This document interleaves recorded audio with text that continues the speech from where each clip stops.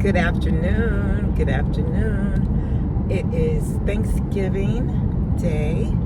Happy Thanksgiving, everyone. I'm headed to my sister's for Thanksgiving dinner, and yeah. So I have a little bit of a ride, so I just thought I would make a quick video and say hello. Yeah, I am bringing one of the dishes, and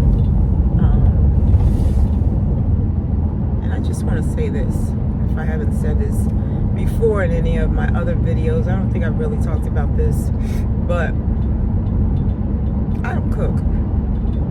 Like, I'm not a cook. That's not one of my skill sets. You know, some people are just naturally great cooks. Like both my sisters, great cooks.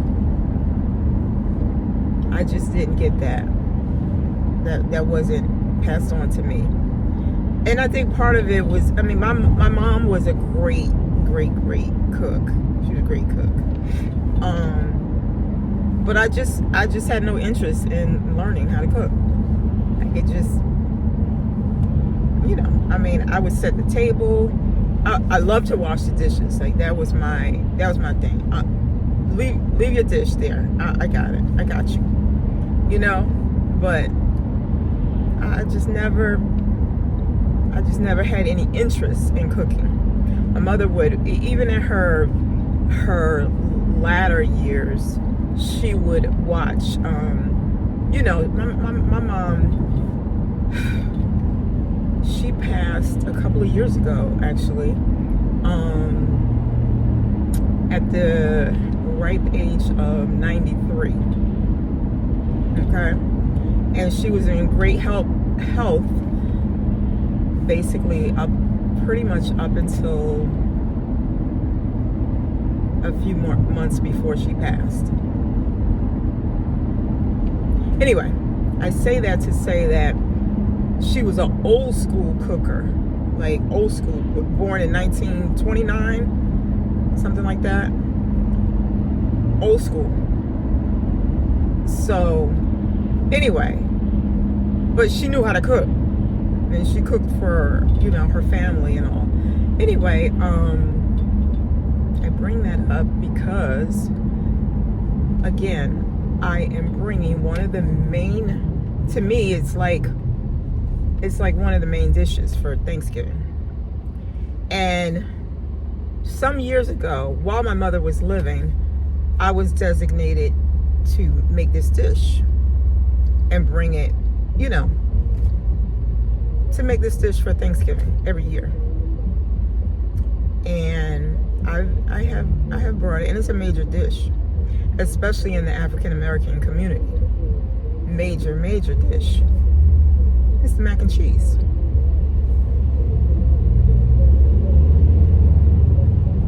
And if you're not African American and you're not clear on this, let me just educate you. And not to say that you're not educated, but mac and cheese, if you're invited to somebody's house for Thanksgiving and they ask you to make the mac and cheese, first of all, that's a big honor. That's a big honor, and you better bring it. You better bring it. You better know what you're doing, because ain't nobody playing with you if you mess up the mac and cheese. So every year, I struggle. I struggle with it. It comes out okay. I get a passing grade on it. Nobody says, oh my God, don't let her make it anymore. Like, nobody says that. They all are like, oh, okay. And honestly, I think it's because, it's just there with everything else. And it's just like, everybody's going with it. It's not terrible, but it's not extraordinary. And so And this is the kicker about our mac and cheese for our family. My sisters want me to make it just like mommy made it. No deviation. Today there's, people make it so many different ways. Put 25 cheeses in it. All kinds of stuff. And no, my sisters don't want any of that. They want it just like mommy made it. And that's the hardest part. You know what I'm saying? Because, I'm fairly intelligent. I can follow a recipe. But this is the recipe from my mom that I never wrote down. Even in her, like I said, her latter years, when she literally, me and her would kind of make it together, but it was more me than her. You would think I would sit down and let me write this down real quick. Make sure I got this. No, I never wrote it down. I just, because she was there. Even though, like I said, as she was getting older, like she couldn't remember everything. But anyway, so I made the mac and cheese. But this year I did something very different than I normally do. Because I normally I buy the ingredients and then I'm in the kitchen and like the kitchen is looking crazy. I got flour all over. I got, I'm sorry, let me just get myself together here. This year, because, again, if you've been watching my videos, I've been I've been out of work. That just sounds weird. I have a job, but, I had some health challenges. And so I've been out of work for the last 4 months, and I go back to work this coming Monday. I can't believe it. It's right here.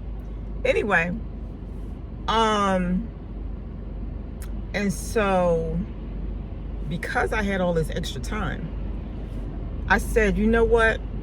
This year, I'm gonna make that mac and cheese. I'm not gonna fool around with the mac and cheese this year. I said, I'm gonna do a dry run of the mac and cheese. Because, I only make it, is it once a year? Either once a year or twice a year. And when you make something that infrequent and it's not your gifting, it's not your gift, each time you make it, and again, you have no recipe written down. Each time you make it, you're like, now what goes next? At least that's how, when I'm making it, that's how it is. So this year I decided I'm gonna do a dry run. So a couple weeks ago, I did a dry run, and I bought the ingredients, and I was like, okay, I'm just gonna make it. The first thing I did is I went on YouTube. Even though, like I said, today people make it very different than the way my mom made it. But I went on YouTube and I watched a few videos. And if I were to put all the videos together, I think I got it. Because I was like, oh yeah, she used to do that, and then I watched another video. Oh yeah, and it all made sense. I think my biggest problem with the mac and cheese, my biggest issue with it rather, is the roux. I think that's how you say it, the roux. I used to put you put butter in the pan and then you put some flour in there. And I would then put the milk right in afterwards. But you gotta stir that pot. You you gotta stir it. And the thing that I learned too, from doing this dry run and all, when you're making the roux, at least when I'm making it, you gotta go to the restroom first. Do everything you need to do. You're not answering the phone during this time. You are not you're not calling anybody during this time. If the doorbell rings, let it ring. Because you got to sit there and stir that roux. Because if you don't, it's gonna be a problem. And I didn't get that part before. I would be doing the roux and cooking the macaroni at the same time, and then going back and forth. And I come back and my roux is all lumpy. And then I would put the milk in too soon. It's like it's a method to the madness. And so by watching these videos, I was like, oh, okay. And so I learned to make the roux, and I was shocked it had no lumps. You know, from the flour lumping up. And so that was huge. And then, you know, some people, don't just tell me what to do. I like when you tell me why I'm doing it. And so one of them or a couple of them explain why you're stirring the roux so much, and you know, because you want to get that flour taste. You should not taste any flour when you taste your mac and cheese. Like, if you taste any kind of flour, you done did something wrong, terribly wrong. So I got it. I think I got it because my mixture was very creamy and it had no lumps at all, and that was huge. So anyway, so I got the roux together. You know, some people put eggs in it, some people don't, you know. Even down to cooking the macaroni, which, who don't know how to cook macaroni? I can cook some macaroni. I can cook pasta. That's, you know. And, you know, but I was always taught, and after you cook the macaroni, you pour cold water on it, because you want it to stop it from cooking. And a couple people didn't. They just they let it sit and let the steam, and they actually put some butter in it and let the butter melt in it. That was different, but I did do that this time. But anyway, it was good that I did a dry run, because I learned a lot. And then when I made it, I just, you know, I actually made it yesterday. Didn't put it in the oven. I just put all the ingredients in a pan, you know, mixed everything up. Oh, this was another thing. Now, again, because I'm not no professional cook, my mother used to, you know, we used to sit at the table, that was more my job, I think. And we didn't have a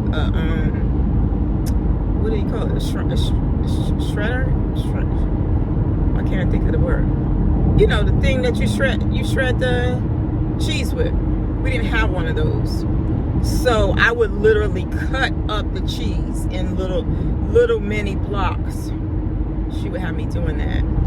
And you know, it would take a while. And then, you know, as I got older and all and started making it on my own, I would see in the store they would have these pre-packaged shredded cheese bags. And I'm like, oh, why am I doing all this work when, wait, it's getting really hot in here all of a sudden. When they have these bags already, you know, made. Well, somebody explained that on the videos, that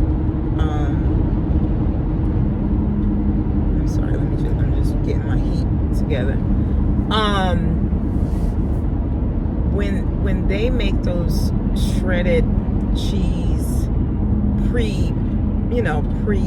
shredded cheese bags or whatever, they coat them with whatever. I don't remember what they said they coat them with, but obviously they coat them with something so that I think the cheese doesn't stick together. You don't want that. You don't want that. You want the fresh cheese, the block of cheese that you shred yourself. It definitely makes a difference. So of course I got the blocks of cheese, and anyway, so hopefully my mac and cheese will be on point. And now, I didn't mention any of this to my sisters that I did a dry run, but hopefully I'll get a passing grade this year. I mean, I've never not got a passing grade for my mac and cheese. Just, let's be clear. Like I said, it's always been edible. But it just wasn't like, oh my God, this mac and cheese is so good. Like, I never got those kind of reviews, It was just like, okay, that's good, Anyway, that's my mac and cheese story. Have a great Thanksgiving, whatever you're bringing, or if you're making if you're the host and they're coming to you or whatever. And if you're a stellar cook, more power to you. But let me just add this part too, because during these 4 months that I've been home, I've watched cooking shows. Like, I've learned a couple things, not just with the mac and cheese, but with other things. So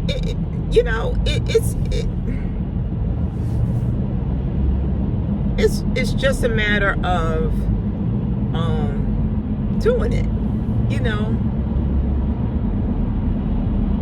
I'm just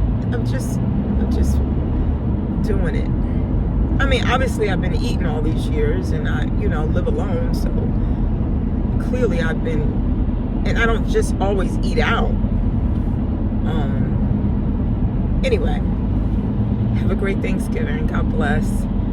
And I will see you soon. Take care. Bye-bye.